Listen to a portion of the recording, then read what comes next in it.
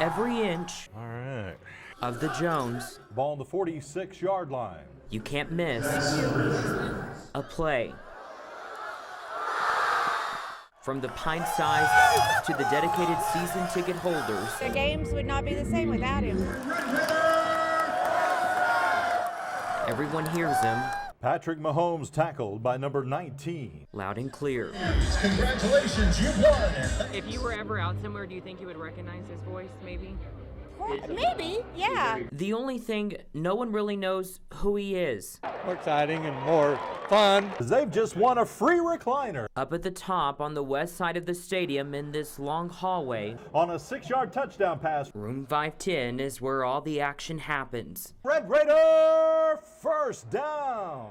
The dial must be set in the right spot. It is a serious job that requires this grad to be on top of his game. Patrick Mahomes pass intended for number 11, Jakeem Grant. At all times. Try to get here about 2.5 hours early on a game day.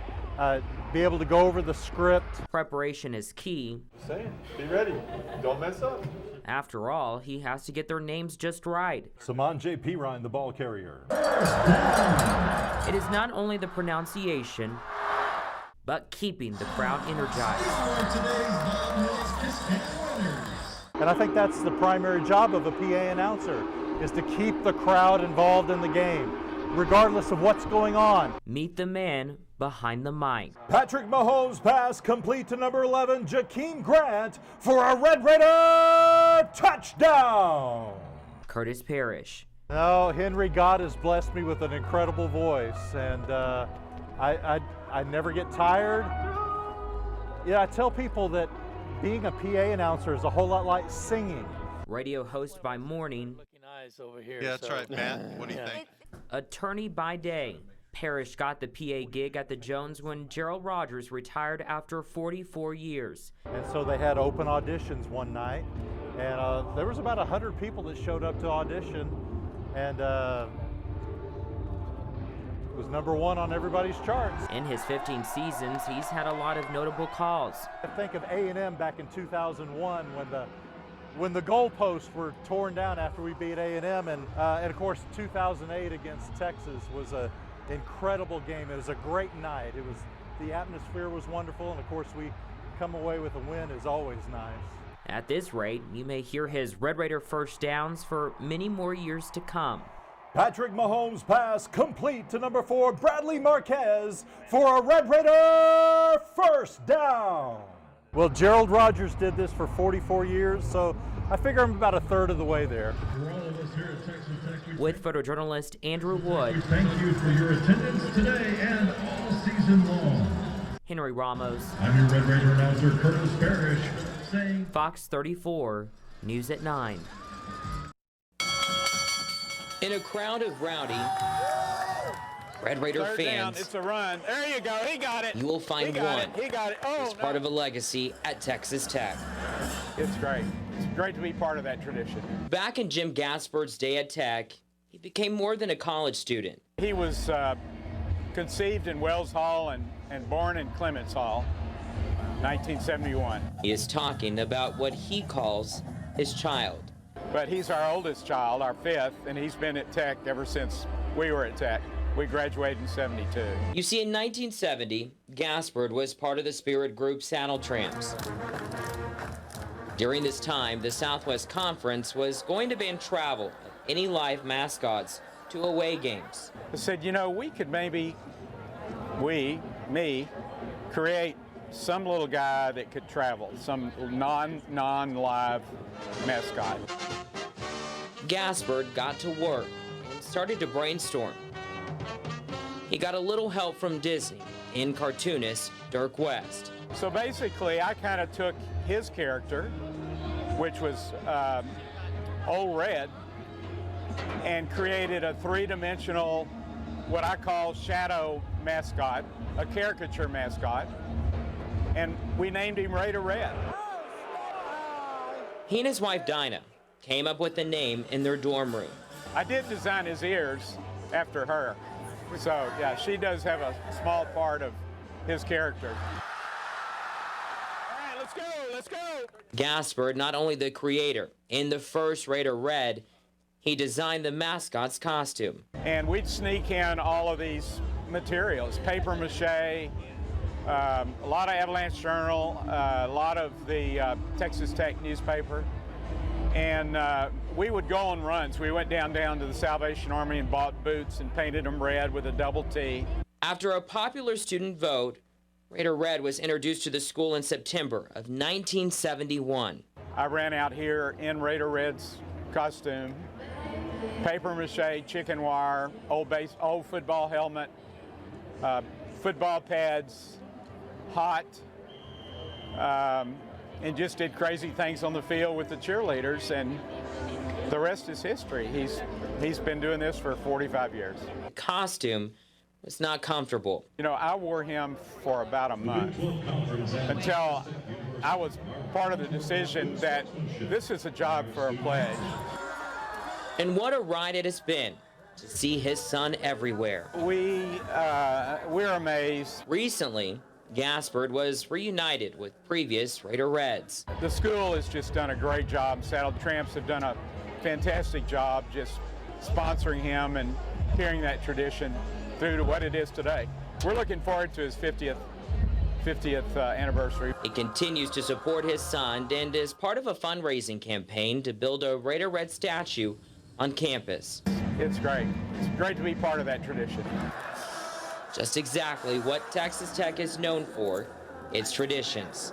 With photojournalist Andrew Wood. It's just a great honor. Henry Ramos, Fox 34, News at 9.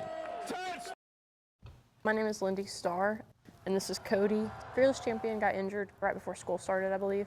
We were kind of left without a horse for a little bit. Cody stepped in and took his spot. Finding a master rider horse is really hard. It's not every horse can just kind of go in a football stadium and really handle that environment really well. This morning I'm starting out with, we're gonna ride a couple hours just to make sure that he's ready to go for the game today. My assistants will get here a little later. I have 4 assistants and they make my job possible. We will kind of clean up the truck and trailer. And we're all friends, and so it makes it more fun. And then we will get ourselves ready. They work really hard for me. I treat them to Whataburger. No, I call it our game day traditions. Everybody needs to know that I'm the one behind the curtains. We're all girls, and so it's like having your friends over all the time. So part of being a girl for master riders, you have to curl your hair and wear red lipstick.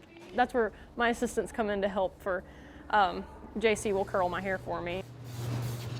My lucky football socks. You have to be serious about wanting it. Some people like to talk to people more than others, and some people can handle, I guess, just being in public more than others. We'll do the Raider Alley for, I guess, an hour and take pictures with kids and meet fans and sign some cards for them. They're kind of forming a bubble around me at all times, just kind of safety bubble is kind of what it is. And they kind of watch the crowd and make sure that we're safe and that the crowd's safe. And they tell quite a few people about the Master Rider program. Head back to the trailer, give him a drink of water, and then we will go down to the stadium and wait for the run. He's anticipating that first initial run, and so the more crowded he is, it makes him a little bit more nervous. And so we also like to warm them up a little bit before they run so they're not running cold turkey. The first couple games, Cody didn't really know what was going on, so I really had to encourage him to go, and now he has to encourage me to keep up.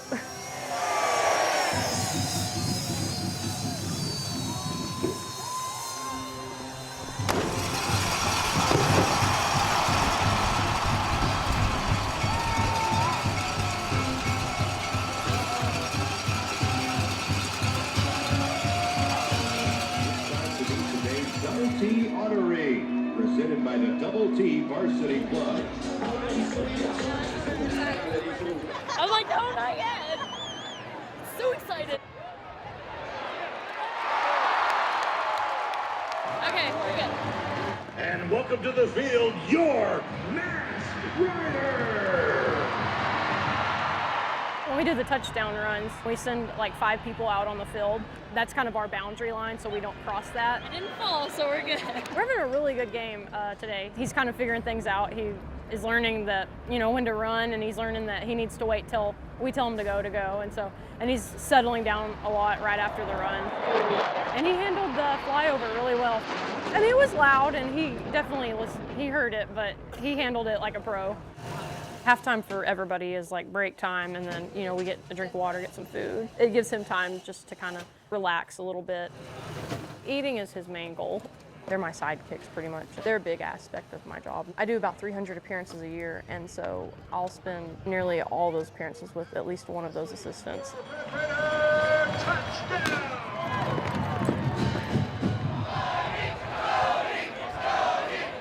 When they chant his name, that is an everyday deal for every game. The band loves him so much.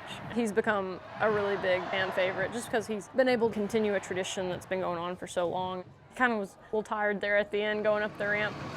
One of them at the end of the game, whenever it's time to leave, one of them will go up and move the truck and trailer up so that we kind of have like an easy out through all the traffic. He's gonna sleep really good tonight. Enjoying his dinner. He's looking forward to the next game. Enjoy your steak dinner. This is a special time in my life, and it's a once-in-a-lifetime deal, so I want to be able to remember it and look back and know that I had the absolute best time that I ever could.